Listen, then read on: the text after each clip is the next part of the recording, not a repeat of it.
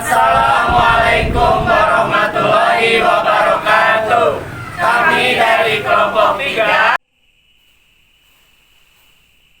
akan mempresentasikan hasil kerja kelompok kami bedah buku karya Profesor Haji Muhammad Daud Ali Sarjana Hukum tentang pendidikan agama Islam, dan di sini kami akan memaparkan tiap-tiap bab oleh masing-masing kelompok kami. Audio Jungle.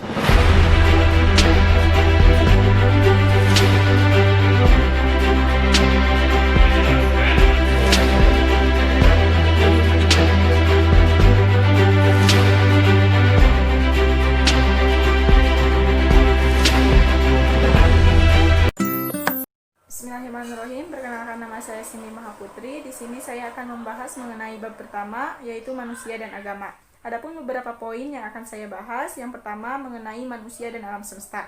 Hubungan alam semesta dengan Allah adalah hubungan yang tidak bisa dipisahkan, karena Allah adalah sang pencipta alam semesta, sedangkan alam semesta adalah yang diciptakannya.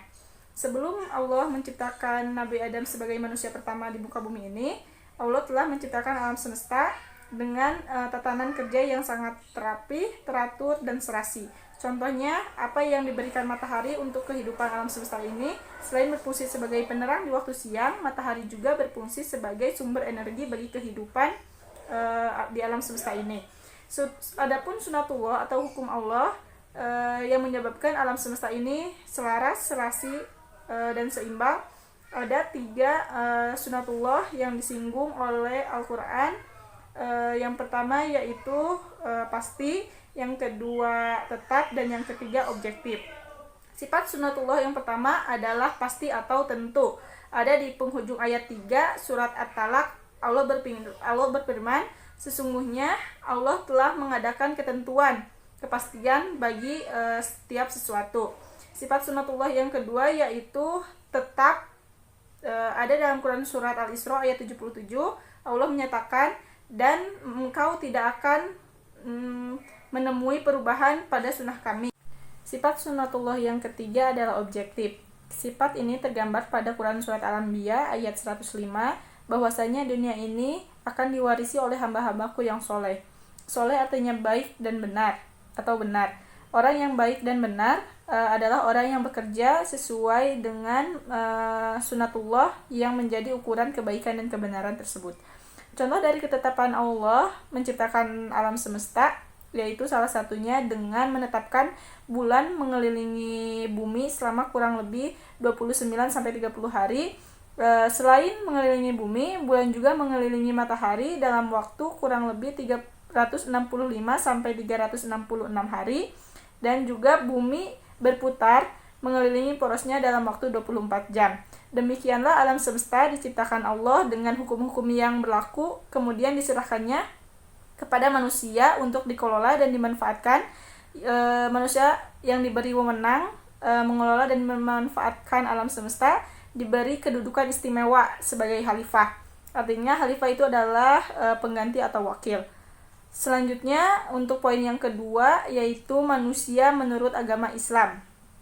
Di dalam Al-Quran, manusia disebut antara lain sebagai Bani Adam dalam Quran surat Al-Isra ayat 70, Al-Bashar dalam Quran surat Al-Kahfi ayat 110, Al-Insan dalam Quran surat Al-Insan ayat 1, dan An-Nas dalam Quran surat An-Nas ayat 1.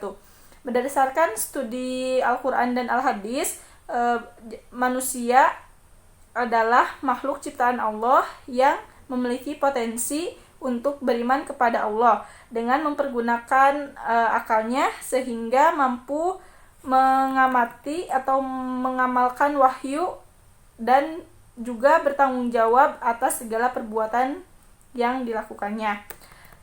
Jadi menurut ajaran Islam, manusia dibandingkan dengan makhluk lainnya, manusia itu memiliki ciri-ciri tersendiri. Ciri utamanya adalah yang pertama, makhluk yang paling unik atau makhluk yang dibentuk dalam bentuk yang sebaik-baiknya. Itu ada dalam Quran surat At-Tin ayat 4 yang berbunyi, sesungguhnya kami telah menjadikan manusia dalam bentuk yang sebaik-baiknya, Yang kedua yaitu manusia memiliki potensi atau daya kemampuan yang mungkin bisa dikembangkan untuk beriman kepada Allah. Yang ketiga, manusia diciptakan untuk mengabdi kepada Allah Subhanahu wa taala. Yang keempat, manusia diciptakan Allah untuk yang ketiga, manusia diciptakan untuk mengabdi kepada Allah Subhanahu wa taala. Yang keempat, manusia diciptakan Allah untuk menjadi khalifah di muka bumi ini. Yang kelima, di samping akal, manusia juga diberikan perasaan dan kemauan atau kehendak. Terus yang keenam, secara individual manusia bertanggung jawab atas segala perbuatannya. Dan yang terakhir yaitu berakhlak. Jadi setelah menguraikan rumusan tentang manusia di atas, kini kita akan membahas mengenai dari apakah asal muasal manusia. Dari ungkapan Al-Quran jelas bahwa manusia berasal dari zat yang sama, yaitu tanah. Namun selain dari tanah, Al-Quran juga menjelaskan atau mengatakan dalam Al-Quran surat Al-Furqan ayat 54, manusia berasal dari air. Jadi dari uraian di atas dapat kita simpulkan bahwa manusia berasal dari tanah dan air. Yang dimaksud air mani yang berasal dari saripati makanan yang tumbuh di atas tanah. Jadi komponen pembentukan manusia itu adalah ruh ciptaan Allah Subhanahu wa taala. Namun dalam Al-Qur'an tidak memberi penjelasan secara terperinci mengenai sifat ruh, karena urusan ruh adalah urusan Allah itu sendiri. Dalam menentukan pilihan, manusia memerlukan petunjuk yang benar di dalam agama Allah yang menciptakan manusia itu sendiri, yaitu agama Islam. Karena agama Islam adalah agama yang tidak berorientasi kepada dunia saja, namun seimbang antara dunia dan akhirat. Jadi manusia yang mempunyai dua dimensi akan mampu menempatkan pilihannya dan melaksanakan tanggung jawab di dunia maupun kelak di akhirat. Al-Quran tidak memandang manusia sebagai makhluk yang kebetulan diciptakan, namun manusia diciptakan sebelumnya sudah direncanakan untuk mengemban tugas, mengabdi, dan menjadi khalifah yang telah disebutkan di dalam Quran surat Al-Baqarah ayat 30. Dan untuk mengemban tugas sebagai khalifah tersebut, manusia dibekali potensi berupa akal untuk memperoleh ilmu dan kekuatan positif untuk mengubah corak kehidupan. Dan untuk mengemban tugas sebagai khalifah tersebut, manusia dibekali potensi berupa akal untuk memperoleh ilmu dan kekuatan positif untuk mengubah corak kehidupan manusia di alam semesta ini dengan lebih baik. Bisa ada di dalam Quran surat Ar-Ra'd ayat 11. Mungkin cukup sekian yang bisa saya sampaikan. Mohon maaf atas segala kesalahan. Selanjutnya akan dibahas oleh rekan saya mengenai poin-poin selanjutnya. Terima kasih. Wassalamualaikum warahmatullahi wabarakatuh. Bismillahirrahmanirrahim. Assalamualaikum warahmatullahi wabarakatuh. Perkenalkan, nama saya Sania Fazain Sani. Di sini saya akan melanjutkan materi bab pertama tentang manusia dan agama. Tetapi materi tentang manusia telah dijelaskan oleh rekan saya, yaitu Teh Cindy, dan sekarang saya akan menjelaskan tentang agama. Adapun dari agama itu ada 2 poin yang harus saya jelaskan, yaitu arti dan ruang lingkup dan hubungan manusia dengan agama. Baik, langsung saja saya akan memaparkan materi tentang agama, yaitu poin arti dan ruang lingkup. Mengenai agama, perlu dijelaskan terlebih dahulu beberapa hal berikut. Perkataan agama berasal dari bahasa Sanskerta yang erat hubungannya dengan agama Hindu dan Buddha. Karena itu, ada beberapa teori mengenai kata agama. Salah satu di antaranya mengatakan akar kata agama adalah gam, yang diberi awalan A dan diberi akhiran A sehingga menjadi agama. Kadang-kadang juga diberi awalan I dengan akhiran sama sehingga menjadi igama. Kadangkala diberi awalan U dengan akhiran yang sama sehingga menjadi ugama. Ketiga kata tersebut, igama, agama, dan ugama kini dipakai dalam 3 bahasa. Agama dipakai dalam bahasa Indonesia, igama dalam bahasa Jawa, dan ugama dalam bahasa Melayu atau Malaysia dengan pengertian yang sama. Menurut teori, ada beberapa arti lain yang dikandung oleh perkataan agama. Salah satu di antaranya adalah tradisi atau kebiasaan.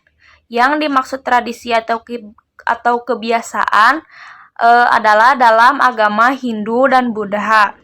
Setelah agama Islam datang ke Nusantara ini, masyarakat Nusantara yang berbahasa Melayu mempergunakan kata agama juga untuk menunjukkan sistem ajaran yang dibawa oleh agama Islam. Sistem dan ruang lingkup ajaran agama Islam berbeda dengan sistem ajaran agama Hindu dan Buddha. Ajaran agama Islam tidak berasal dari tradisi, tetapi dari Allah melalui wahyunya, mengatur tata hubungan manusia dengan Tuhan, dengan dirinya sendiri, dengan masyarakat, dan lingkungan. Bismillahirrahmanirrahim. Nama saya Yani Septiani. Di sini saya akan memaparkan bagian bab 2 yaitu agama Islam. Yang pertama A. Arti dan ruang lingkup agama Islam. Islam kata turunan atau jadian yang berarti ketundukan, ketaatan, kepatuhan kepada kehendak Allah. Islam dalam bahasa Indonesia dapat disimpulkan kedamaian, kesejahteraan, keselamatan, penyerahan diri, ketaatan, dan kepatuhan. Makna perkataan Islam intinya adalah berserah diri, tunduk, patuh, dan taat dengan sepenuh hati kepada kehendak Allah. Poin yang kedua yaitu B. Klasifikasi agama Islam. Agama wahyu dapat dipastikan kelahirannya pada waktu agama wahyu disampaikan oleh malaikat Jibril pada manusia pilihan yang disebut utusan Allah atau Rasulnya. Yang kedua, agama wahyu disampaikan pada manusia melalui utusan Allah yang bertugas selain menyampaikan juga menjelaskan wahyu yang diterimanya dengan berbagai cara dan upaya. Yang ketiga, agama wahyu mempunyai kitab suci yang berisi himpunan wahyu yang diturunkan oleh Allah. Yang keempat, ajaran agama wahyu mutlak berasal dari Allah yang maha benar dan oleh Rasulnya. Poin yang terakhir adalah poin C. Salah memahami agama Islam. Yang pertama, salah memahami ruang lingkup agama Islam. Salah paham terhadap Islam terjadi karena orang salah memahami ruang lingkup agama Islam, terpengaruhi oleh makna religi. Misalnya, yang ruang lingkupnya yang mengatur hubungan manusia dengan Tuhan saja. Orang menganggap bahwa sebagai agama Islam pun ruang lingkupnya yang mengatur hubungan manusia dengan Tuhan. Belaka sesungguhnya tidak begitu. Karena ruang lingkup agama Islam dalam makna dinul Islam, seperti telah berulang-ulang kali dikatakan, tidak hanya mengatur hubungan manusia dengan Tuhan saja, seperti yang terkandung dalam istilah religion, tetapi juga mengatur hubungan manusia dengan dirinya sendiri, dengan masyarakat, dan dalam lingkungan hidupnya. Yang kedua, salah menggambarkan susunan bagian-bagian agama Islam dan ajaran Islam. Kesalahpahaman yang timbul karena penggambaran bagian-bagian agama dan ajaran Islam tidak menyeluruh, tetapi sebagian atau sepotong-sepotong. Misalnya, orang menggambarkan atau membuat gambaran yang memberi kesan seakan ajaran akhlak tasawuf yang terkait semata-mata tanpa memandang dan meletakkan bagian-bagian atau segmen-segmen itu ke dalam kerangka agama dan ajaran Islam terpadu secara keseluruhan. Yang ketiga, salah menggunakan metode mempelajari Islam. Metode atau jalan ditempuh oleh para orientalis, terutama sebelum Perang Dunia Kedua, adalah pendekatan yang menjadikan Islam dan seluruh ajarannya semata-mata sebagai objek studi dan analisis. Untuk menghindari salah paham terhadap Islam dan upaya dapat memahami Islam secara baik dan benar, hal-hal berikut perlu diperhatikan ialah: 1. Pelajarilah Islam dari sumber yang asli, yakni Al-Quran yang membuat wahyu Allah dan Al-Hadis yang membuat sunnah Nabi. Yang kedua, Islam tidak dipelajari secara parsial tapi integral. Artinya, Islam tidak dipelajari sepotong-potong, tetapi secara keseluruhan dan dipadukan dalam satu kesatuan yang bulat. Islam dipelajari dari karya atau kepustakaan yang ditulis oleh mereka yang telah mengkaji dan meletakkan bagian-bagian atau segmen-segmen itu ke dalam kerangka agama dan ajaran Islam terpadu secara keseluruhan. Perkenalkan, nama saya Dini Nur Apriani. Di sini saya akan membahas bab 3, yaitu mengenai sumber agama dan ajaran agama Islam. Ajaran agama Islam adalah ajaran yang bersumber dari agama Islam yang dikembangkan oleh akal pikiran manusia yang memenuhi syarat untuk mengembangkannya. Dengan demikian, ajaran agama Islam adalah pengembangan agama atau ajaran agama Islam. Sumber agama Islam adalah Al-Quran dan Al-Hadis. Akan tetapi, dalam ajaran agama Islam, ada sumber tambahan atau sumber pengembangan, yaitu akal atau rakyu. Yang pertama, Al-Quran. Al-Quran merupakan sumber agama Islam yang pertama dan utama. Al-Quran adalah kitab suci yang berisi firman Allah Subhanahu wa Ta'ala yang disampaikan oleh malaikat Jibril kepada Nabi Muhammad. Tujuannya adalah sebagai pedoman atau petunjuk bagi umat manusia untuk mencapai kehidupan yang sejahtera di dunia dan bahagia di akhirat. Al-Quran tidak disusun secara kronologis. Sistematikanya tidak seperti buku biasa. Oleh karena itu, ketika kita membaca Al-Quran, masalah akidah misalnya, berdampingan dengan soal hukum, cerita umat terdahulu beserta nasihat-nasihat, dorongan-dorongan, atau tanda-tanda kebesaran Allah di alam semesta. Sistematik demikian adalah agar orang memahami dan mempelajari Al-Quran sebagai satu kesatuan yang harus ditaati secara menyeluruh tanpa memilah-milih bagian satu dan bagian yang lainnya. Al-Quran sebagai sumber ajaran agama Islam memuat beberapa hal pokok diantaranya, yaitu akidah, syariah, akhlak, cerita-cerita orang terdahulu, berita-berita mengenai masa yang akan datang, serta sunatullah atau hukum Allah yang berlaku di alam semesta. Oleh karena posisinya yang demikian, Al-Quran memerlukan penjelasan melalui tafsir agar dapat dipahami. Tafsir Al-Quran adalah penjelasan tentang ayat-ayat Al-Quran. Kedua, Al-Hadis. Hadis adalah sumber kedua agama dan ajaran agama Islam. Apa yang telah ada dalam Al-Quran diperjelas atau diperinci lebih lanjut di dalam Al-Hadis. Hadis merupakan penafsiran atau penjelasan otentik tentang Al-Quran. Ada 3 peranan Al-Hadis. Yang pertama, menegaskan lebih lanjut ketentuan yang terdapat dalam Al-Quran. Yang kedua, sebagai penjelasan isi Al-Quran. Yang ketiga, untuk mengembangkan atau menambah apa yang tidak ada atau samar-samar ketentuannya dalam Al-Quran. Ada beberapa kitab hadis yang terkenal yang disebut dengan Kutubus Sittah atau 6 kitab hadis. Di antaranya Bukhari, Muslim, Abu Daud, Ibnu Majah, An-Nasai, dan Tirmizi. Yang ketiga, rakyu atau akal yang dilaksanakan dengan istihaj. Akal dalam bahasa Arab artinya pikiran atau intelek sebagai sumber ajaran agama. Yang ketiga, akal memiliki peranan penting. Akal disebut juga ar-ra'yu. Istihaj adalah usaha sungguh-sungguh seseorang atau beberapa orang untuk menemukan nilai-nilai norma yang tidak terdapat patokannya di dalam Al-Quran atau dalam Al-Hadis.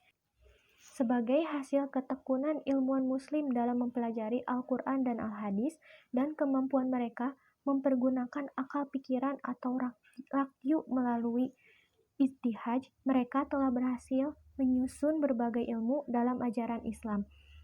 Di antaranya ilmu tauhid, ilmu fikih, ilmu tasawuf, ilmu akhlak yang akan diuraikan kelak dalam kerangka dasar agama dan ajaran Islam. Yang pertama, menegaskan lebih lanjut ketentuan yang terdapat dalam Al-Quran. Yang kedua, sebagai penjelasan isi Al-Quran. Yang ketiga, untuk mengembangkan atau menambah apa yang tidak ada atau samar-samar ketentuannya dalam Al-Quran. Ada beberapa kitab hadis yang terkenal yang disebut dengan kutubus sitah atau 6 kitab hadis. Di antaranya Bukhari, Muslim, Abu Daud, Ibnu Majah, An-Nasai, dan Tirmizi. Yang ketiga, rakyu atau akal yang dilaksanakan dengan istihaj. Akal dalam bahasa Arab artinya pikiran atau intelek sebagai sumber ajaran agama. Yang ketiga, akal memiliki peranan penting. Akal disebut juga ar-ra'yu. Istihaj adalah usaha sungguh-sungguh seseorang atau beberapa orang untuk menemukan nilai-nilai norma yang tidak terdapat patokannya di dalam Al-Quran atau dalam Al-Hadis.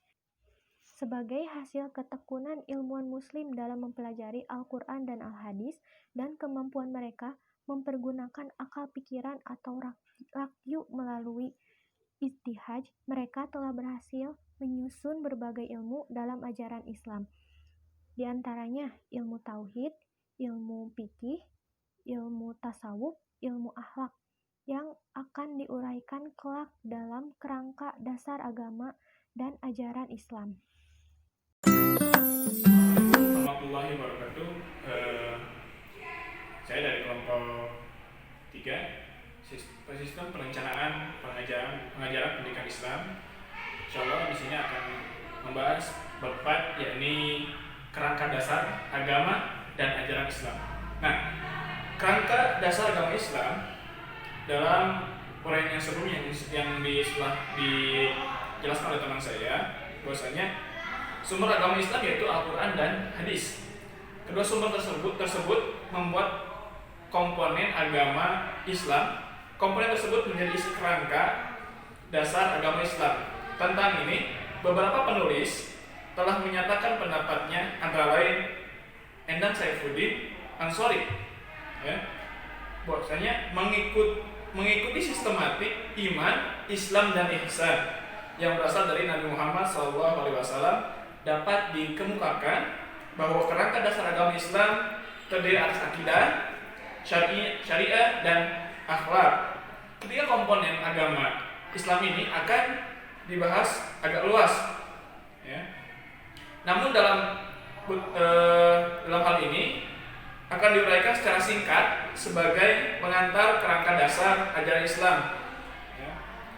Nah, langsung saja, yang dimaksud dengan akidah menurut ilmu yang menyelidiki asal usul kata serta perubahan dalam bentuk dan makna, secara etimologi adalah ikatan, sangkutan, ya, menurut ilmu mengenai batasan-batasan atau definisi-definisi istilah atau peristilahan. Kemudian secara terminologi, makna akidah adalah iman, keyakinan. Karena itu akidah selalu ditautkan dengan rukun iman yang merupakan asas seluruh ajaran Islam.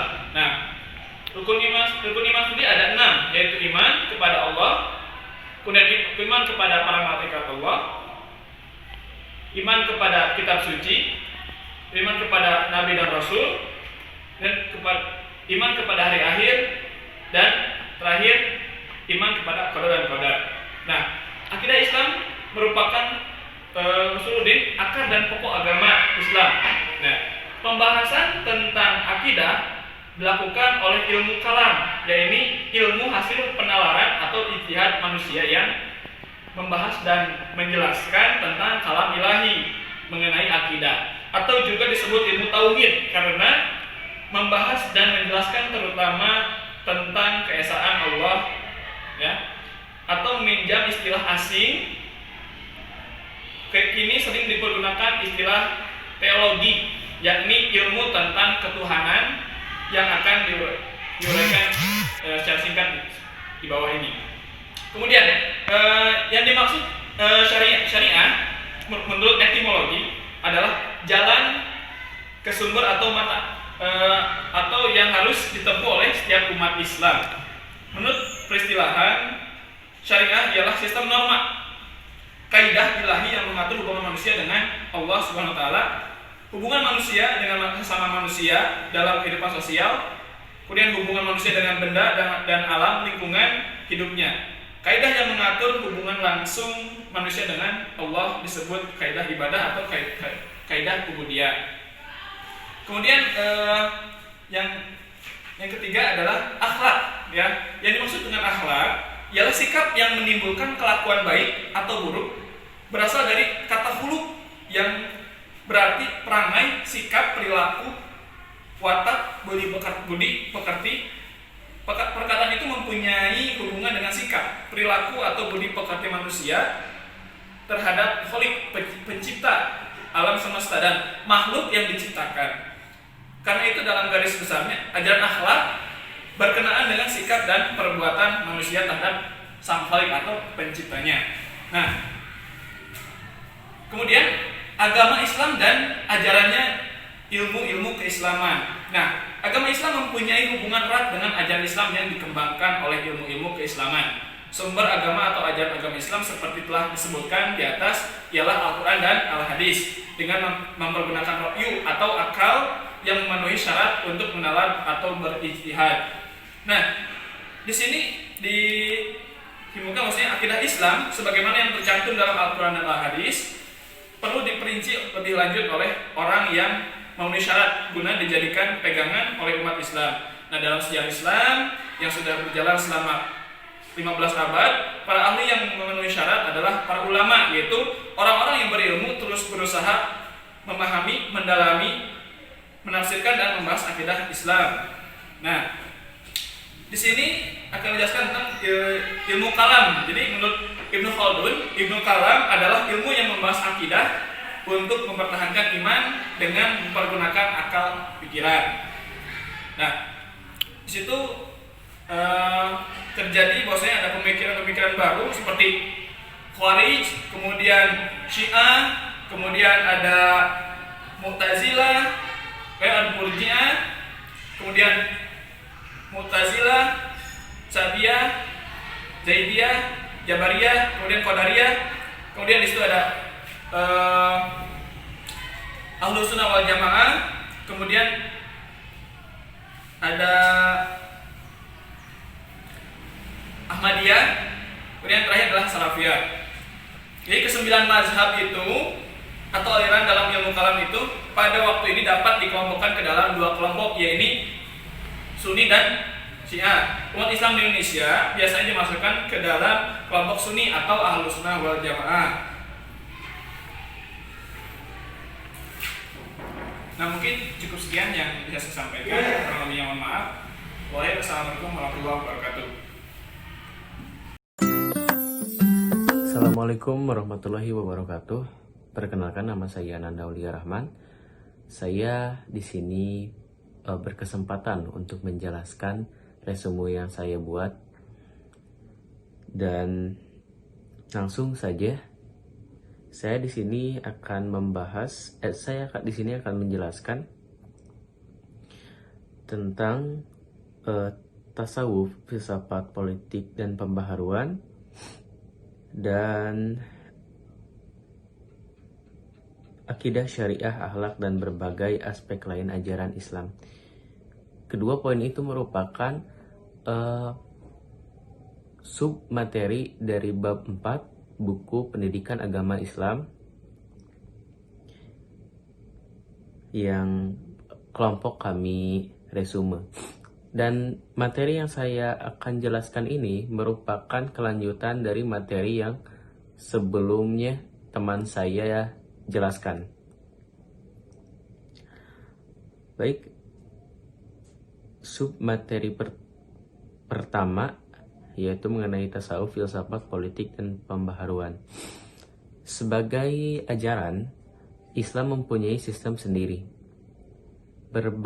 Beberapa di antaranya tasawuf, politik, filsafat, dan pembaharuan.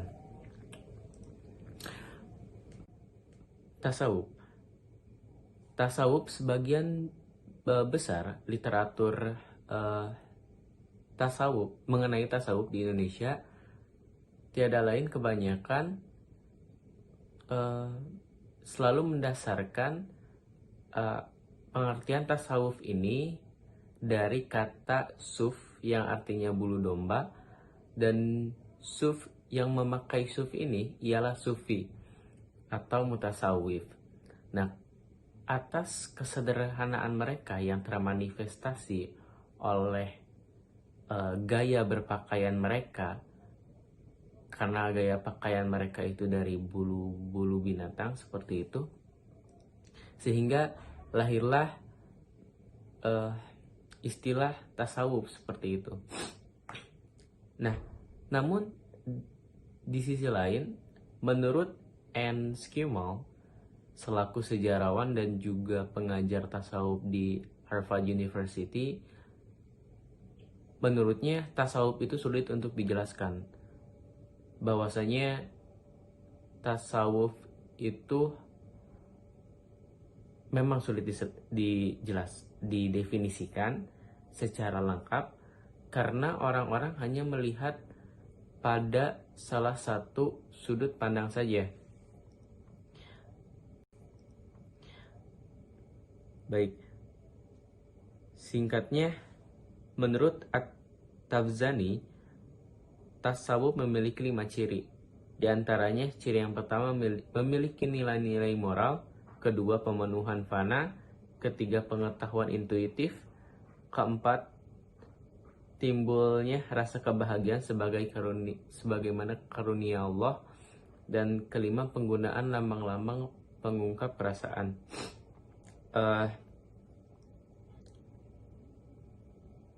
Dalam sejarah telah lahirlah para zahid terkemuka, di antaranya sebagai contoh Al-Hasan Al-Basri, Junaid Al-Baghdadi, Jalaluddin Rumi, Al-Ghazali, dan lain-lain. Perlu saya sampaikan bahwa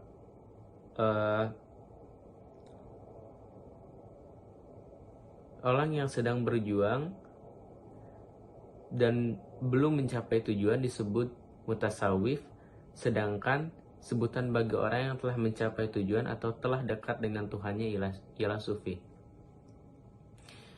Selanjutnya, saya akan menjelaskan tentang filsafat.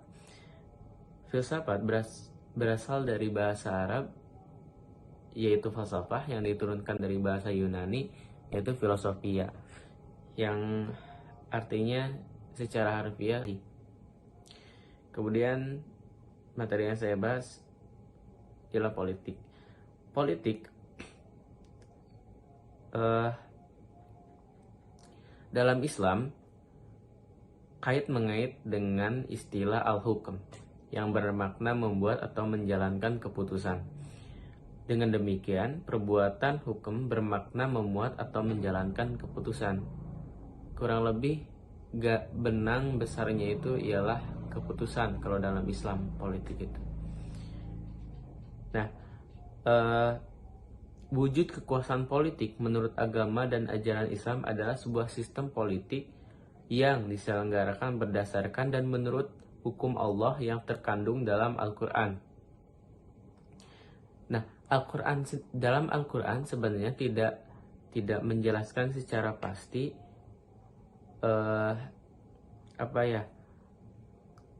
bahwa kekuasaan politik itu dijanjikan harus seperti apa dan akan kepada siapa. Namun beberapa ayat Al-Quran menjelaskan bahwa kekuasaan politik ini dijanjikan atau akan diberikan kepada orang-orang yang beriman dan beramal soleh. Saya rasa banyak kekurangan, saya rasa banyak penyampaian saya yang kurang lengkap, kurang jelas, dan kurang efisien. Maka dari itu, mohon maaf sebesar-besarnya. Di sisi lain, saya berterima kasih karena telah menyaksikan dan mendengarkan. Akhir kata, wallahul muwaffiq ila aqwamit thoriq. Wassalamualaikum warahmatullahi wabarakatuh. Bismillahirrahmanirrahim. Assalamualaikum warahmatullahi wabarakatuh. Di sini saya akan memaparkan isi dari buku yang berjudul tentang pendidikan agama Islam. Dan saya akan memaparkan bagian bab 5, yaitu tentang akidah. Arti dan ruang lingkup akidah. Yang dimaksud dengan akidah dalam bahasa Arab adalah akidah, atau dalam bahasa Indonesia ditulis dengan akidah. Menurut etimologi adalah ikatan atau sangkutan. Dalam pengertian teknis, artinya adalah iman dan atau keyakinan. Secara sederhana, sistematika akidah Islam dapat dijelaskan sebagai berikut. Kalau orang telah menerima tauhid sebagai prima, yakni asal yang pertama, asal dari segala dalam keyakinan Islam, maka rukun iman yang lainnya hanyalah akibat logis atau masuk akal saja. Penerimaan tauhid tersebut adalah yang pertama, Allah mempunyai kehendak, yaitu sebagai bagian dari kehendak, sebagai bagian dari sifatnya, maka orang yakni pula segala arah atau arah. Yang kedua, malaikat yang diciptakan Allah atau melalui perbuatannya untuk melaksanakan dan mencapaikan kehendak Allah atau Rasulnya yang kini dihimpun. Yang ketiga, kitab suci. Yang keempat, Rasul, yaitu yang menyampaikan dan mengajarkan kehendak Allah kepada umat manusia untuk dijadikan pedoman,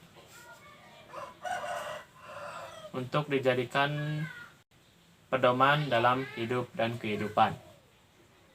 Yang kelima, hari akhir, yaitu tatkala seluruh hidup dan kehidupan seperti yang ada sekarang ini akan berakhir.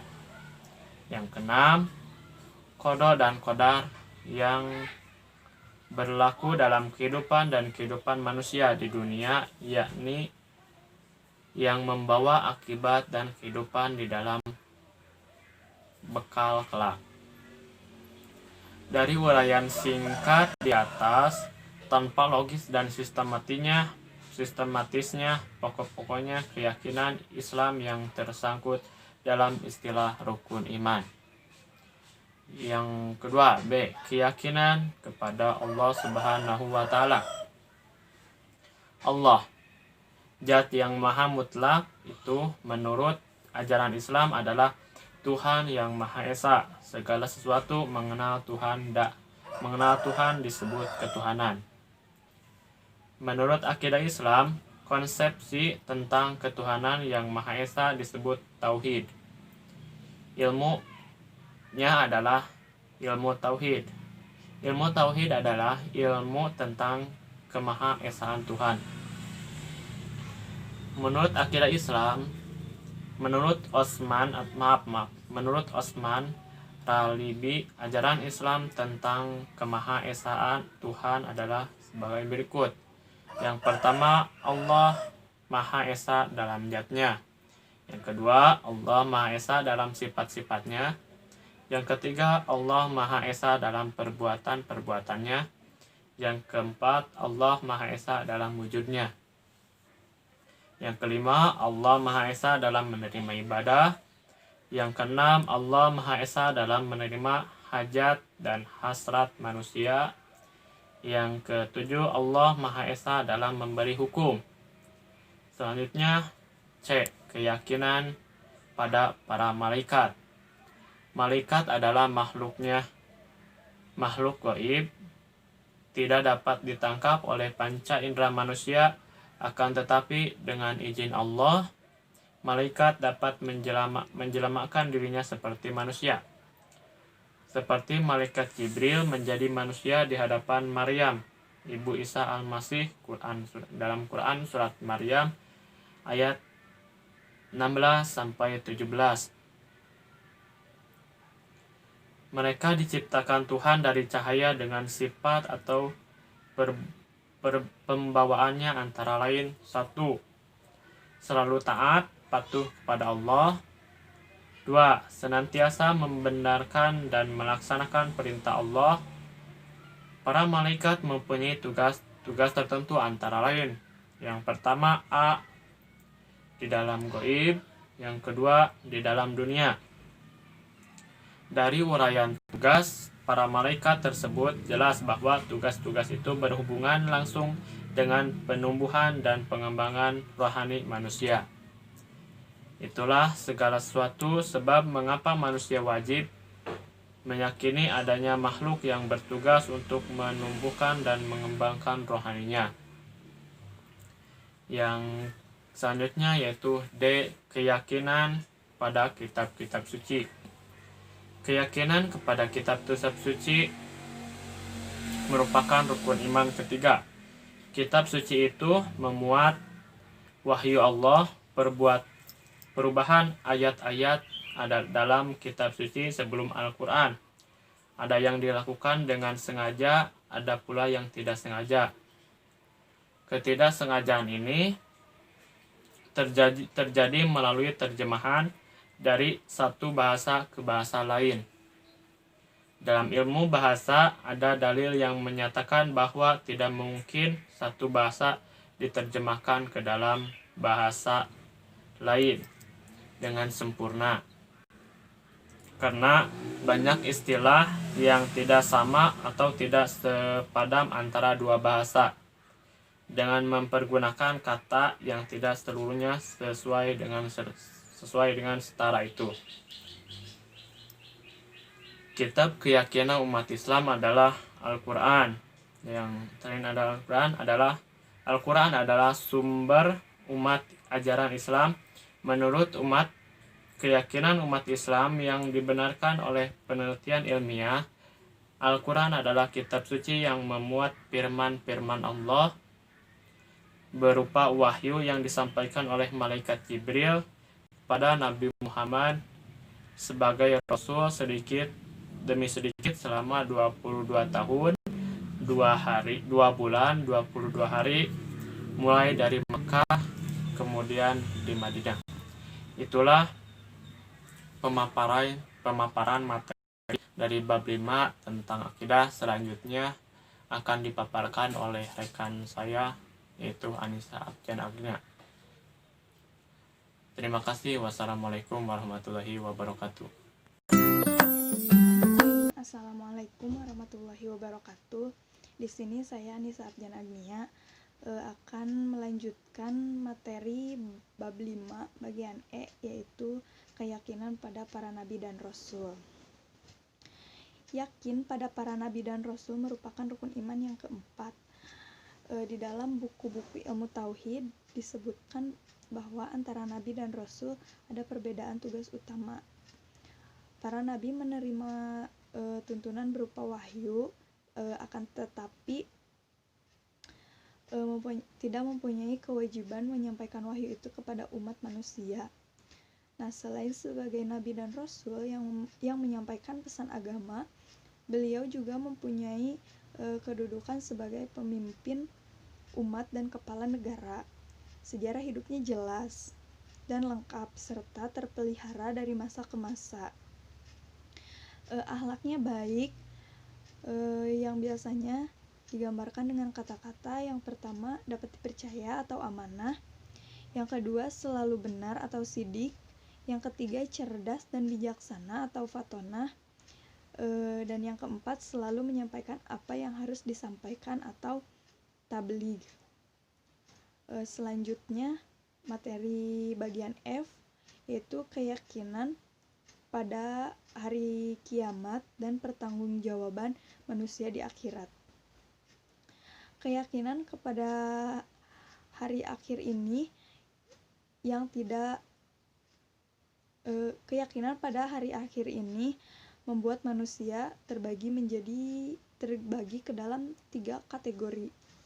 Kategori yang pertama adalah manusia yang tidak percaya kepada hari akhirat dan memandang kehidupan di dunia ini sebagai satu-satunya kehidupan. Terus kategori yang kedua adalah manusia yang tidak menyangkal hari akhirat, tetapi bergantung kepada campur tangan atau bantuan pihak lain untuk mensucikan diri dan menebus dosa-dosanya. Kategori yang ketiga adalah manusia-manusia yang yakin pada hari akhirat sebagaimana diterangkan dalam ajaran Islam. Terus keyakinan kepada hari akhirat inilah yang mendorong manusia yang menyesuaikan diri dengan kerangka nilai abadi yang ditetapkan oleh Allah Subhanahu wa taala. Selanjutnya bagian G yaitu keyakinan pada qada dan qadar atau takdir. Keyakinan pada rukun iman yang telah keyakinan pada rukun iman yang telah dikemukakan tadi ya, disebut dasarnya dalam Al-Qur'an, antara lain dalam bagian surat Al-Baqarah ayat 285 yang terjemahnya berbunyi semuanya beriman kepada Allah, malaikat-malaikatnya, kitab-kitabnya, dan rasul-rasulnya. Kemudian dalam meyakini rukun iman yang keenam ini ada beberapa hal yang perlu dijelaskan. Di antaranya yang terpenting adalah hubungan takdir dengan kehendak bebas atau free will. Untuk memahami takdir, manusia harus hidup dengan ikhtiar. Sebab dalam kehidupan sehari-harinya tanya takdir ilahi berkaitan erat dengan usaha manusia.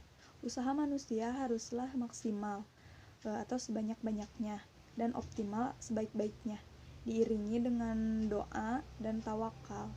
Tawakal yang dimaksud adalah tawakal dalam makna menyerahkan nasib dan kesudahan usaha kita kepada Allah Subhanahu wa taala. Mungkin sekian pemaparan materi dari saya. Mohon maaf apabila banyak kekurangan. Assalamualaikum warahmatullahi wabarakatuh. Bismillahirrahmanirrahim. Assalamualaikum warahmatullahi wabarakatuh. Di sini saya dari kelompok 3 akan memaparkan makalah tentang bab 6 yaitu syariah dan atau syariat. A. Pengertian dan ruang lingkupnya.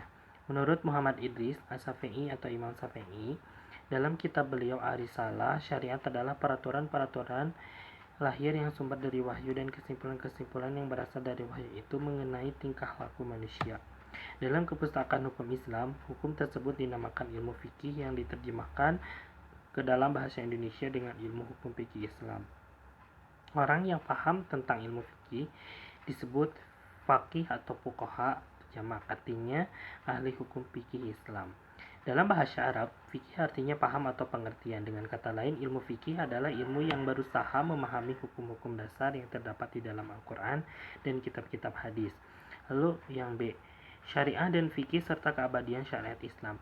Dalam hukum Islam, baik dalam pengertian syariat maupun dalam pengertian fikih, dapat dibagi ke dalam 2 bidang. Bidang 1 bidang ibadat dan 2 bidang muamalat. Bidang ibadat yaitu cara dan tata cara manusia berhubungan langsung dengan Tuhan, tidak boleh ditambah-tambah atau dikurangi. Bidang muamalat yaitu ketetapan Tuhan yang langsung berhubungan dengan kehidupan sosial manusia, terbatas pada yang pokok-pokoknya saja. Lalu pada pembahasan selanjutnya akan dijelaskan secara garis besar mengenai ibadah, yaitu ibadah, pengertian, dan ruang lingkupnya. Ibadah menurut bahasa artinya taat, tunduk, turut, ikut, dan doa. Ibadah dalam makna taat atau menaati perintah diungkapkan Allah dalam Al-Quran. Pembahasan mengenai lembaga ibadah biasanya berkisar pada rukun Islam, yang lainnya yaitu 1 syahadat, sholat, zakat, puasa, dan haji. Lalu saya di sini akan menjelaskan 2 poin saja, yaitu kalimat syahadat atau ikrar pengakuan. Kalimat syahadat berbunyi asyhadu alla ilaha illallah wa asyhadu anna muhammadar rasulullah. Artinya, aku mengaku tidak ada Tuhan lain selain Allah dan aku mengaku Nabi Muhammad utusan Allah. Setiap orang Islam wajib mengucapkan kalimat syahadat sekurang-kurangnya sekali seumur hidup. Kedua kalimat syahadat itu perjanjian kepada Allah bahwa ia akan mengikuti ketetapan Allah. Lalu yang poin kedua yaitu B, salat. Pelaksanaannya dan hikmahnya. Salat adalah doa yang dihadapkan dengan sepenuh hati ke hadirat ilahi. Salah satu kewajiban agama yang harus dilakukan. Ketika Nabi Mi'raj dahulu, kepada beliau diperintahkan untuk melakukan salat wajib 5 kali sehari semalam. Salat wajib itu adalah salat subuh 2 rakaat, salat duhur 4 rakaat, salat asar 4 rakaat, salat maghrib 3 rakaat, dan salat isya 4 rakaat. Dari cara menerima perintah itu jelas bahwa salat mempunyai kedudukan istimewa dalam agama Islam, antara lain salat diperintahkan langsung oleh Allah kepada Nabi Muhammad. Salat adalah tiang agung agama, berbeda dengan lainnya. Dan karena salat itu wajib hukumnya, maka siapa yang meninggalkannya berdosa. Mungkin itu saja yang bisa saya sampaikan. Mohon maaf apabila ada kesalahan dalam pemaparan saya. Sekian, wassalamualaikum warahmatullahi wabarakatuh. Bismillahirrahmanirrahim. Assalamualaikum warahmatullahi wabarakatuh. Di sini saya akan memaparkan mengenai poin C, D, dan E, yaitu poin C yaitu tentang zakat, pelaksanaannya dan hikmahnya. Zakat merupakan kewajiban keagamaan. Menurut agama Islam, seorang muslim yang memenuhi syarat menunaikan zakat tidak boleh mempergunakan harta kekayaannya menurut kemampuannya sendiri saja. Sebab kalau harta yang dimilikinya telah mencapai jumlah dan waktu tertentu, ia wajib mengeluarkannya sebagian kecil untuk kepentingan pelaksanaan ajaran agama Islam. Ada 2 macam zakat, yaitu 1 zakat harta yang disebut juga zakat mal, dan 2 zakat fitrah. Zakat harta adalah kewajiban agama yang dibebankan kepada seseorang untuk mengeluarkan sebagian kekayaannya dengan syarat dan cara tertentu. Harta yang wajib dikeluarkan dalam Al-Quran dan hadis adalah emas, perak, simpanan, dan lain sebagainya. Zakat yang terkumpul biasanya disalurkan ke 8 golongan, yaitu asnaf, yang disebut mustahik, yakni orang yang bisa menerima zakat, yang telah ditentukan Allah Subhanahu wa Ta'ala dalam surat At-Taubah ayat 60, yaitu fakir, miskin, amil, mu'alaf, riqab, gharib, gorim, sabilillah, dan ibnu sabil. Adapun poin D yaitu saum, puasa. Kata puasa yang dipergunakan untuk menyebut rukun Islam keempat ini berasal dari bahasa Sanskerta, yang berarti menahan diri dari sesuatu atau mengendalikan diri. Sebagai istilah, artinya menahan diri dari makanan dan minuman, berhubungan kelamin, mengucapkan perkataan dan melakukan perbuatan yang tidak baik. Sejak mengucapkan perkataan dan melakukan sejak fajar sampai matahari terbenam, dilakukan menurut cara dan syarat tertentu sebagai ibadah kepada Allah. Hukum puasa yaitu fardu ain, kewajiban yang diberikan kepada setiap muslim yang telah balik. Orang yang melakukan ibadah puasa wajib berniat bahwa ia melakukannya karena Allah semata. Jika matahari telah terbenam, orang yang berpuasa hendaklah segera segera berbuka yang disebut iftar. Dan pada malam hari atau subuh ini disebut dengan sahur. Makan sahur baik sekali kalau dilakukan dekat menjelang fajar, seperti disebutkan dalam Al-Quran. Adapun poin E, yaitu haji, pelaksanaannya dan hikmahnya. Rukun Islam kelima adalah haji. Menurut hukum Islam, haji adalah berkunjung ke Baitullah untuk berziarah pada suatu waktu tertentu dengan berniat melakukan amal ibadah kepada Allah untuk memenuhi perintah Allah semata. Arti kata haji dalam bahasa Arab adalah bermaksud mengunjungi sesuatu. Syarat-syarat ibadah haji yaitu beragama Islam, 2 telah balik, 3 berakal sehat, 4 bukan budak, 5 istata'a yaitu sanggup. Syarat kelima disebutkan dalam pertengahan ayat 97 Quran Surat Al-Imran, bahwa syarat sanggup, kuasa atau mampu tersebut ada dalam Quran Surat Al-Imran. Rukun-rukun haji yaitu 1 ihram, 2 wukuf, 3 tawaf, 4 sa'i, 5 tahallul. Wajib-wajib haji 1 niat ihram di Minat Makani, 2 bermalam atau mabit di Muzdalifah pada tanggal 9 Zulhijjah, 3 melontar jumroh, 4 menginap di Mina, 5 melontar ke 3 jumroh, 6 tawaf wada, 7 tidak melanggar larangan-larangan yang telah ditentukan. Selain haji ada juga umroh yang disebut dalam firman Allah dalam surat Al-Baqarah ayat 196 baris pertama. Umroh adalah fardu ain bagi setiap muslim sekali seumur hidup. Namun antara haji dan umroh terdapat perbedaan berikut. Satu umroh dapat dilakukan kapan saja, sedangkan haji hanya dapat dilangsungkan pada waktu yang telah ditentukan di bulan Zulhijjah. 2 orang yang melakukan ibadah umroh tidak perlu pergi dan wukuf di Arafah, sedangkan orang yang melakukan ibadah haji harus pergi dan wukuf di Arafah. 3 pada waktu melakukan umroh orang tidak perlu berkurban, sedangkan pada waktu haji orang menyembelih kurban.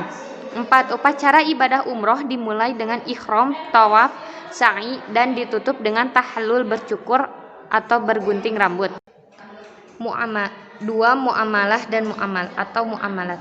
Muamalat mengandung makna hubungan antar manusia. Hubungan yang diatur adalah 1 hubungan perdata adalah hubungan individu dengan individu, hubungan individu dengan benda. 2 hubungan publik adalah hubungan individu dengan masyarakat atau negara. Hubungan antar keduanya tidak dapat terpisahkan. Terdapat 288 ayat dalam Al-Quran. Muamalat ini ada yang sifatnya zani dan ada yang qati. Zani mengandung berbagai kemungkinan arti, dapat dikembangkan melalui ijtihad atau penalaran manusia memenuhi syarat qati yang sudah jelas artinya. Kaidah muamalah adalah ibadah atau zaiznya, artinya boleh saja dilakukan asal tidak bertentangan dengan ketetapan Allah. 70 ayat atau sekitar 30 ayat muamalat adalah mengenai keluarga atau hubungan individu dalam keluarga. Hubungan dalam keluarga sangatlah penting sehingga diatur secara rinci dan qati dalam syariat Islam.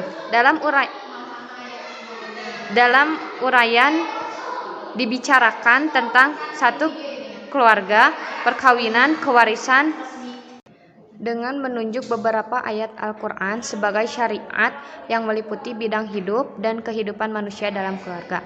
Sekian dari saya. Terima kasih. Wassalamualaikum warahmatullahi wabarakatuh. Assalamualaikum warahmatullahi wabarakatuh.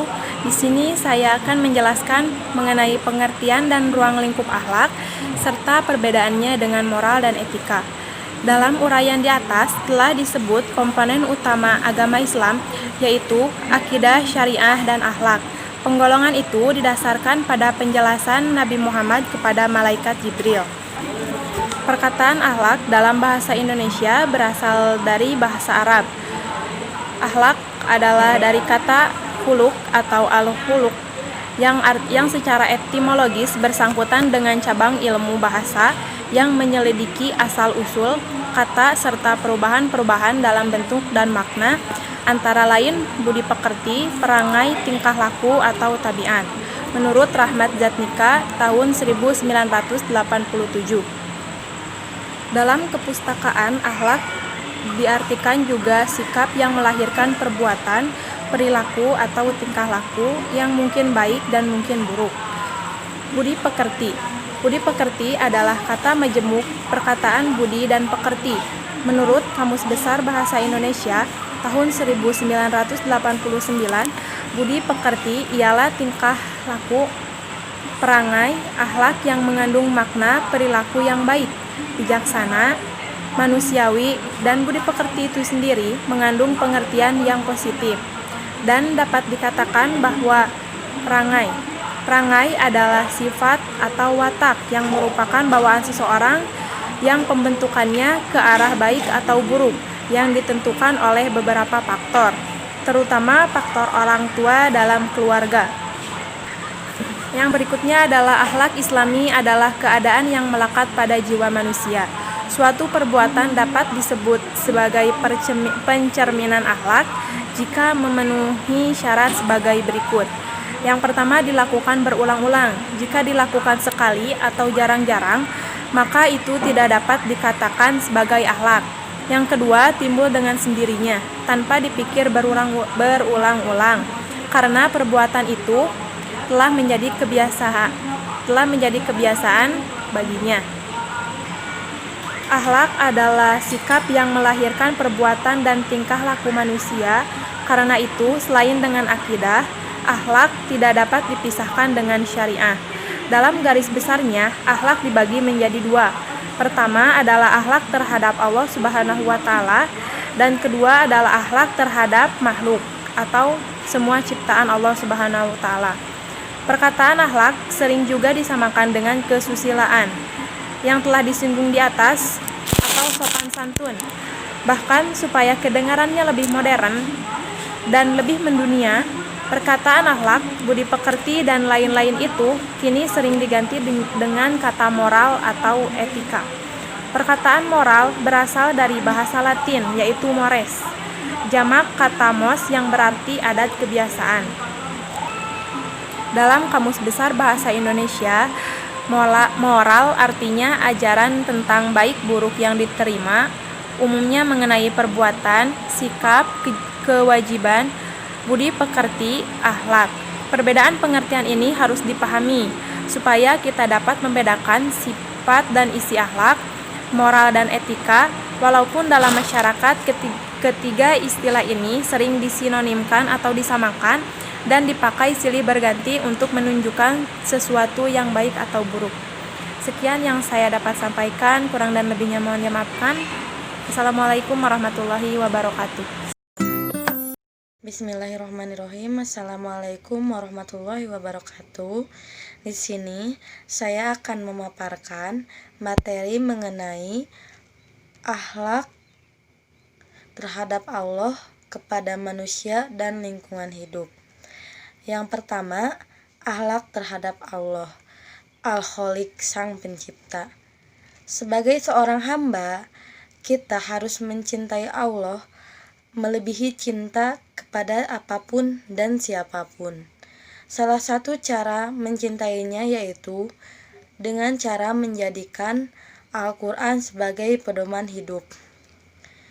Kita diciptakan di dunia ini untuk beribadah hanya kepada Allah. Maka dari itu, kita harus melaksanakan perintahnya dan menjauhi segala larangannya. Selain itu, kita juga harus selalu berusaha untuk meluruskan niat dalam melakukan apapun di dunia ini semata-mata untuk mengharapkan ridhonya dan selalu mensyukuri segala nikmat dari Allah dan memasrahkan segala urusan kita padanya. Yang kedua, akhlak terhadap makhluk. ini terbagi menjadi beberapa bagian. Yang pertama, akhlak terhadap manusia. Yang dimaksud di sini ialah akhlak terhadap Rasulullah. Kita harus mencintai Rasulullah secara tulus dengan mengikuti semua sunnahnya dan menjadikan Rasulullah sebagai panutan, suri tauladan dalam hidup kita. Kemudian bagian kedua, akhlak terhadap orang tua. Sebagai anak, kita harus selalu mencintai orang tua kita karena Allah. Mencintai mereka melebihi cinta kepada kerabat lainnya. Merendahkan diri kepada keduanya diiringi perasaan kasih sayang. Berbicara dengan sopan santun kepada mereka. Berbakti kepada orang tua kita dan senantiasa mendoakan kebaikan mereka. Bagian ketiga, akhlak terhadap diri sendiri. Kita harus selalu menjaga kesucian diri, menutup aurat, dan selalu berusaha menjadikan diri ini pribadi yang baik, memiliki sifat yang sabar, ikhlas, rendah hati, dan malu berbuat buruk. Dan jauhkan diri ini dari penyakit hati seperti dengki, dendam, dan lain-lain. Kemudian bagian keempat, akhlak terhadap keluarga, karib, dan kerabat. Sebagai anggota keluarga, kita harus saling mencintai dan menyayangi sesama keluarga, saling memahami dan melaksanakan hak dan kewajiban sebagai anggota keluarga. Berbakti kepada orang tua, juga selalu menjaga silaturahmi dan hubungan baik dengan kerabat. Kemudian bagian selanjutnya, akhlak terhadap tetangga. Sebagai makhluk sosial yang saling membutuhkan satu sama lain, kita harus menjaga kerukunan dan hubungan baik dengan tetangga. Misalnya dengan cara saling mengunjungi, saling membantu di kala susah maupun senang, dan selalu menghindari pertengkaran. Kemudian yang selanjutnya, akhlak terhadap masyarakat. Selain harus berakhlak baik pada tetangga, kita juga harus berakhlak baik pada masyarakat. Misalnya seperti memuliakan tamu, saling tolong-menolong, dalam melakukan kebaikan dan takwa, selalu bermusyawarah dalam mengambil keputusan untuk kepentingan bersama, dan menjadi warga yang baik dengan cara mentaati peraturan yang telah diambil bersama dan menghormati nilai dan norma yang berlaku di masyarakat. Kemudian poin ketiga, akhlak terhadap akhlak terhadap bukan manusia. Yang dimaksud di sini adalah lingkungan hidup. Sebagai manusia, kita harus senantiasa menjaga dan melestarikan alam ini yang diciptakan tidak lain untuk kepentingan hidup kita dan makhluk lainnya. Berbagai cara bisa kita lakukan untuk menjaga alam ini, seperti merawat hewan dan tumbuh-tumbuhan yang bisa kita manfaatkan nantinya, yang sangat berguna untuk kita. Mungkin sekian yang dapat disampaikan. Mohon maaf apabila ada kesalahan. Wassalamualaikum warahmatullahi wabarakatuh.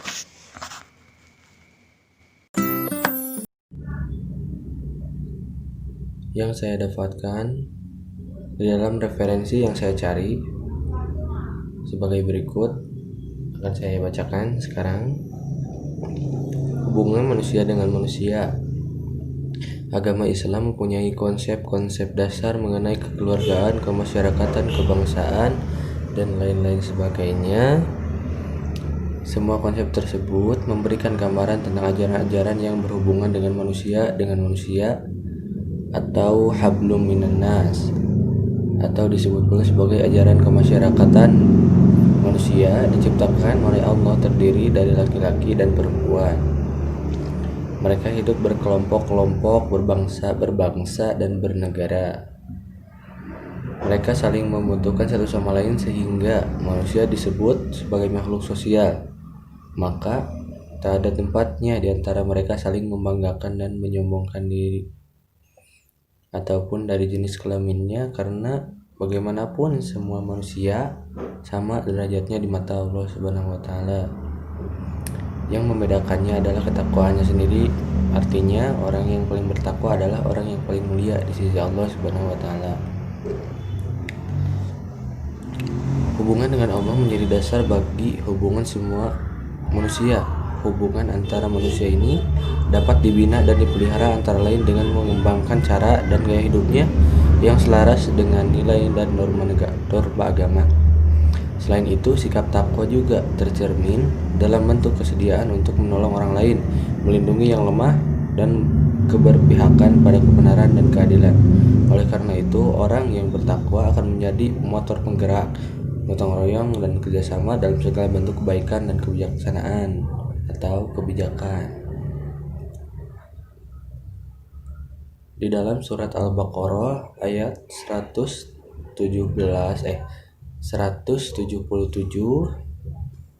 mengatakan bahwa bukanlah menghadapkan wajahmu ke arah timur dan barat itu suatu kebajikan. Akan tetapi sesungguhnya kebajikan itu ialah beriman kepada Allah, hari kemudian, malaikat, kitab,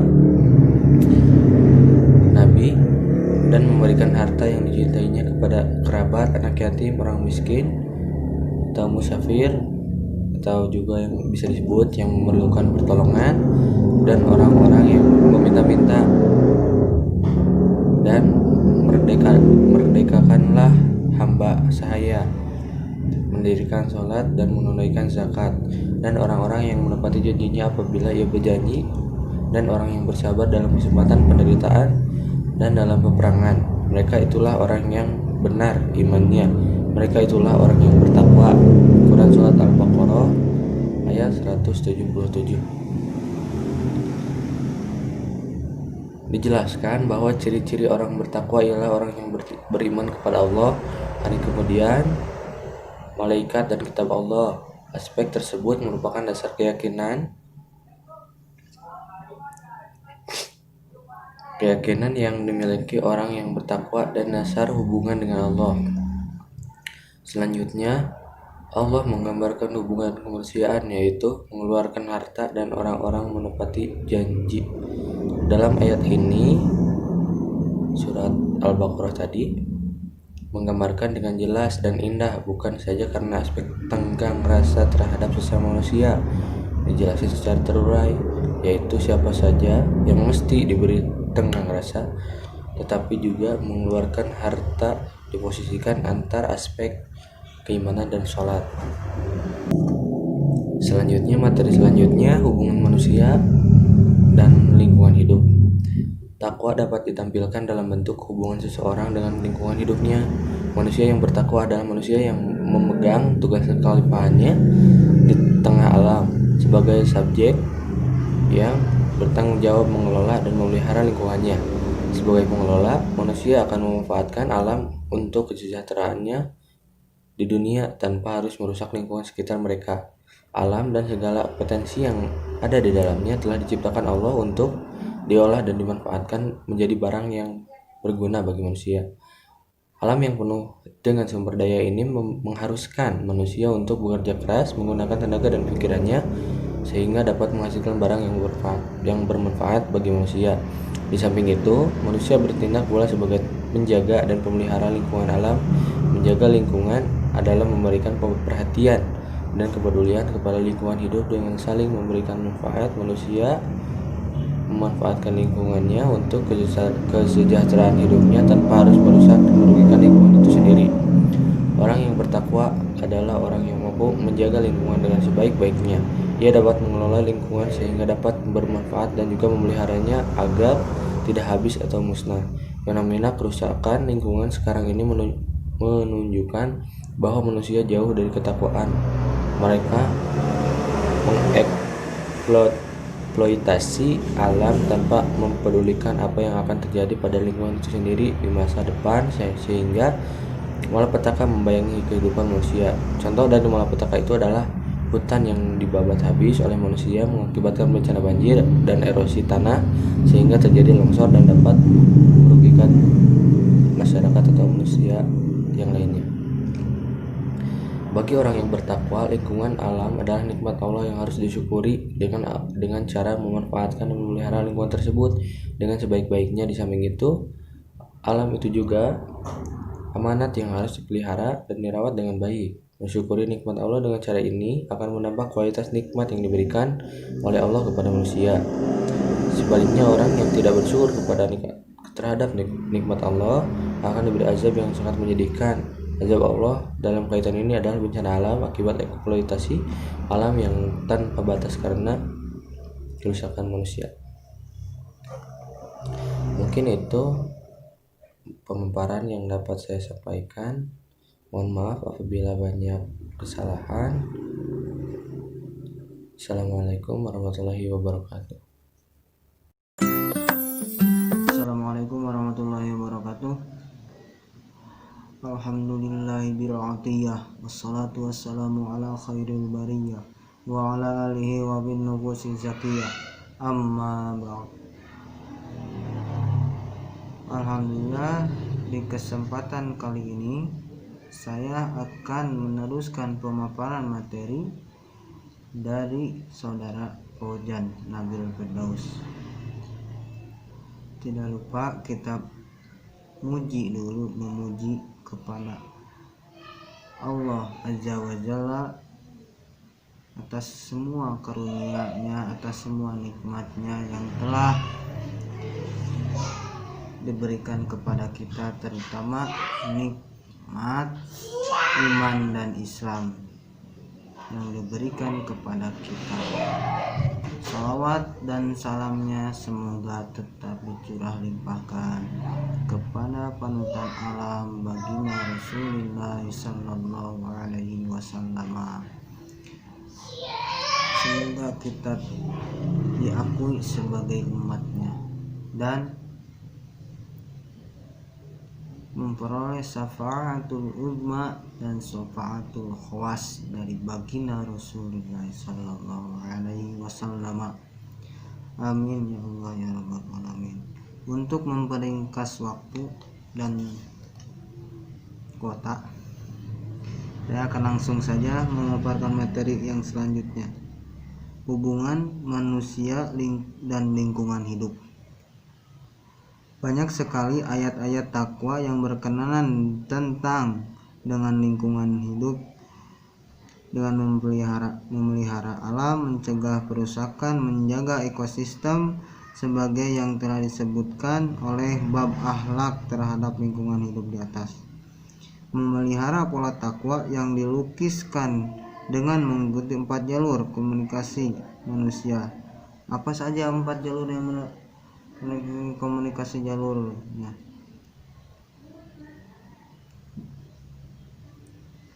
Tuhan Yang Maha Esa menyangkut seluruh jalur dan aspek kehidupan manusia, baik berhubungan dengan Allah dan berhubungan dengan manusia.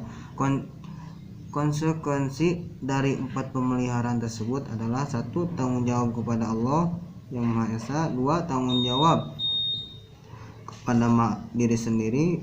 3. Tanggung jawab kepada manusia lain. 4. Tanggung jawab kepada untuk memelihara flora dan fauna dan lingkungan hidup lainnya. Demikian gambarannya orang takwa menurut agama Islam. Kesimpulan bahwa orang takwa adalah orang yang memelihara keempat jalur kehidupan itu. Takwa dalam makna memenuhi kewajiban perintah Allah. Kewajiban manusia takwa: 1. Kewajiban kepada Allah. 2. Kewajiban pada diri sendiri. 3. Kewajiban ke masyarakat. 4. Kewajiban kepada lingkungan hidupnya. Jadi orang takwa itu ada 4 unsur untuk memelihara lingkungan hidupnya, memelihara ekosistem yang telah digambarkan oleh ayat-ayat tersebut.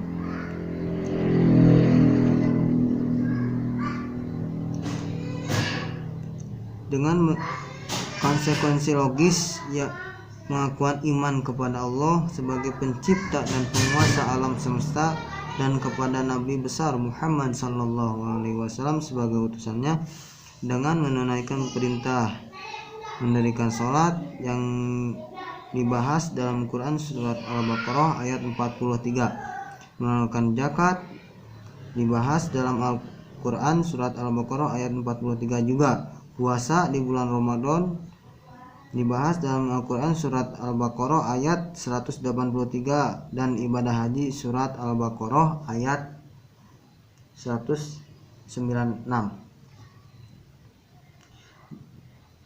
Kewajiban sholat misalnya mengatur tata cara ibadah,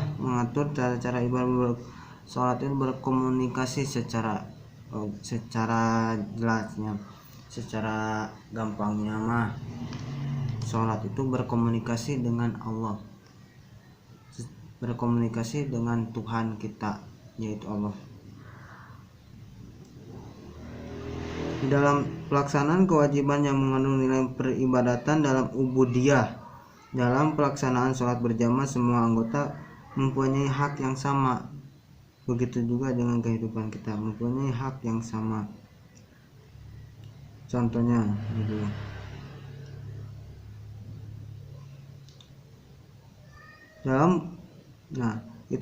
Itu yang saya contohkan satu aja, sholat ya. Secara garis besarnya sholat yang bisa menggambarkan kehidupan berhubungan manusia dengan lingkungan hidupnya. Jadi kalau kita mau memelihara lingkungan hidup, perbaiki sholat kita.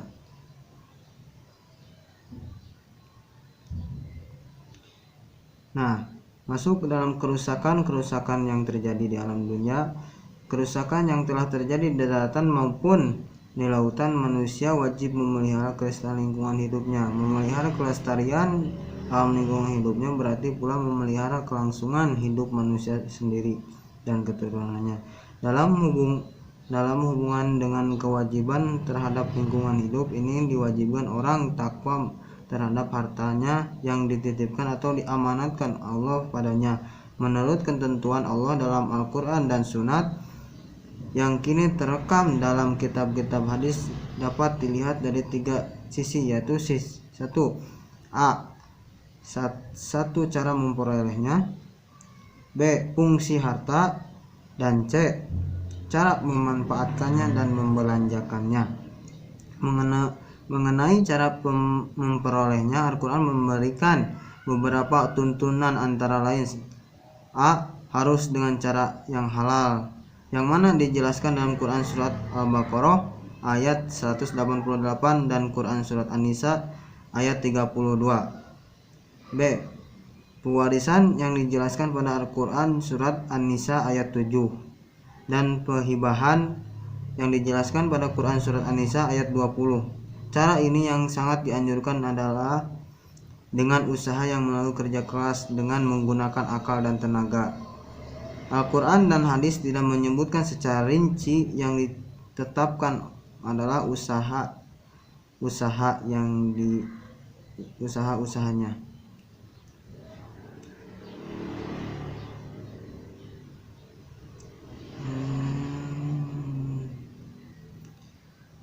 Yang dilarang dalam memperoleh harta diantaranya 1. Menyuap atau disuap atau korupsi dalam bahasa terkininya. B. Berjudi yang dijelaskan pada Quran surat Al-Baqarah ayat 219. C. Memakan harta riba yang dijelaskan pada Quran surat Al-Baqarah ayat 276. D. Menipu yang dijelaskan pada Quran surat An-Nisa ayat 29.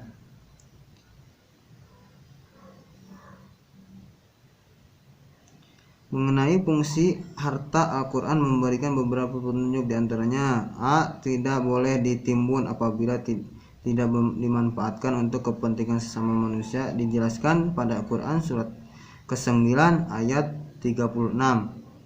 B. Tidak boleh hanya beredar di orang kaya, dijelaskan pada Al-Quran surat ke-7 ayat 59. C. Harta orang kaya terdapat harta orang miskin yang tidak punya, dijelaskan pada Quran surat 51 ayat 19. D. Harta peninggalan orang takwa harus dibagikan menurut ketentuan hukum. Menurut Al-Quran, kekayaan adalah cobaan bagi yang punya. Apakah ia akan bahagia atau menderita, sebagaimana dijelaskan pada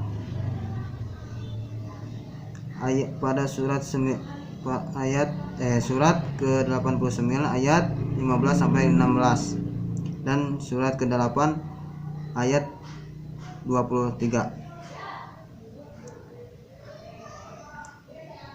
Nah, sekian pemaparan materi dari saya. Mohon maaf apabila banyak kesalahan, dan apabila ada yang bagus itu datang dari Allah, banyak kesalahannya itu datang dari diri saya sendiri. Mohon maaf sekali lagi. Akhirul kalam, wabillahi taufiq wal hidayah, wa ridho wal inayah. Wassalamualaikum warahmatullahi wabarakatuh. Bismillahirrahmanirrahim. Assalamualaikum warahmatullahi wabarakatuh. Bu dosen yang terhormat, di sini saya akan menjelaskan bab 9, yaitu Islam dan ilmu pengetahuan. Dan di sini ada 4 poin yang terpaparkan, yaitu 1. Kedudukan akal dan wahyu dalam Islam. 2. Klasifikasi dan karakteristik ilmu dalam Islam. 3. Kewajiban menuntut ilmu. 4. Studi kasus Islam untuk disiplin ilmu. Dan yang pertama saya akan menjelaskan pengertian Islam dan ilmu pengetahuan. Islam dan ilmu pengetahuan dalam bab ini dibicarakan, kendati pun sepintas lalu hubungan agama Islam dengan ilmu pengetahuan. Sebagai definisi kerja dapatlah dirumuskan bahwa agama Islam adalah agama wahyu yang disampaikan malaikat Jibril kepada Nabi Muhammad sebagai rasulnya mula-mula di Mekah. Kemudian di Madinah selama dibulatkan 23 tahun sebagai agama wahyu seperti telah disebut berulang-ulang. Komponen utama agama Islam adalah akidah, syariah, dan akhlak yang bersumber dari Al-Quran dan Al-Hadis. Yaitu poinnya 1. Kedudukan akal dan wahyu dalam Islam. Sebelum membicarakan akal dan wahyu, ada baiknya kalau dipahami dahulu arti kedudukan yang terdapat dalam judul butir ini. Kedudukan yang berasal dari kata duduk adalah tempat yang diduduki sesuatu dalam pola tertentu.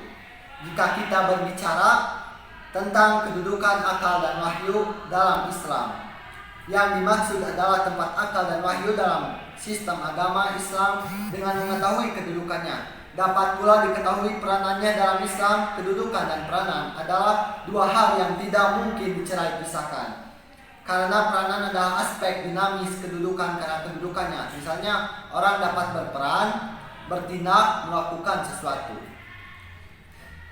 Yaitu kata akal yang sudah menjadi kata Indonesia, itu berasal dari bahasa Arab al-aql, artinya pikiran atau intelek, daya atau proses berpikiran.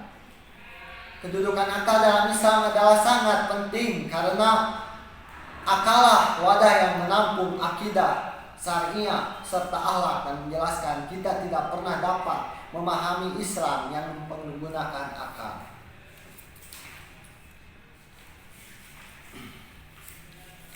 Dan poin selanjutnya, klasifikasi dan karakteristik ilmu dalam Islam. Akal menghasilkan ilmu dan ilmu berkembang dalam masa kemasan sejarah Islam. Supaya dapat dipelajari dengan baik dan benar, ilmu perlu diklasifikasi, digolongkan klasifikasi ilmu, karena itu merupakan salah satu kunci untuk memahami tradisi intelektual Islam. Sejak Al-Kindi di abad ketiga ke-9 Masehi hingga Shah Waliullah dari Dahli pada abad ke-12 Hijriah ke-18 Masehi, generasi demi generasi sarjana muslim telah mencurahkan pikiran dan kemampuannya untuk membuat klasifikasi ilmu dalam Islam secara rinci. Dan yang ketiga, poin ketiga yaitu kewajiban menuntut ilmu. Ketika membicarakan klasifikasi ilmu pada butir di atas, Al-Ghazali menyebut dalam klasifikasinya ilmu fardu ain dan ilmu fardu kifayah. Istilah fardu ain merupakan merajuk pada kewajiban agama yang mengikat setiap muslim dan muslimah. Ilmu fardu ain adalah ilmu yang wajib dituntut, dicari, diamalkan oleh setiap pemeluk agama Islam. Istilah fardu kifayah merujuk pada hal-hal yang merupakan perintah ilahi yang mengikat komunitas muslim dan muslimah sebagai satu kesatuan, tidak mengikat setiap anggota komunitas. Contohnya mempelajari agama dengan mengikuti mata kuliah pendidikan agama adalah fardu ain, kewajiban individual setiap mahasiswa dalam negara Republik Indonesia. Dan yang terakhir yaitu poin keempat, studi kasus Islam untuk disiplin ilmu. Bahwanya butir ini adalah butir terakhir. Buku ini dimaksudkan untuk membicarakan kasus tertentu di bidang ilmu yang dipelajari hubungannya dengan agama Islam. Di sementara fakultas atau universitas mungkin setelah membicarakan secara umum tentang agama Islam, selesai dibicarakan ajaran Islam dalam konteks ilmu tempat mata kuliah agama Islam. Dalam konteks ilmu tempat mata kuliah agama Islam diselenggarakan, karena itu disebut agama Islam kontekstual. Agama Islam kontekstual, agama Islam kontekstual sama atau hampir sama isinya dengan Islam untuk disiplin ilmu. Disingkat IDI. Dalam Islam untuk disiplin ilmu dibicarakan misalnya ajaran agama Islam berkaitan dengan masalah sakit dan penyakit, kesehatan untuk disiplin ilmu kedokteran. Dibicarakan misalnya tentang akal, penggunaannya, zikir dan pikir menurut ajaran agama Islam yang berguna untuk disiplin ilmu filsafat. Sekian pemaparan dari saya. Mohon maaf apabila kurang jelas atau kurang dipahami, karena di sini saya masih belajar. Wassalamualaikum warahmatullahi wabarakatuh. Waalaikumsalam warahmatullahi wabarakatuh. Terima kasih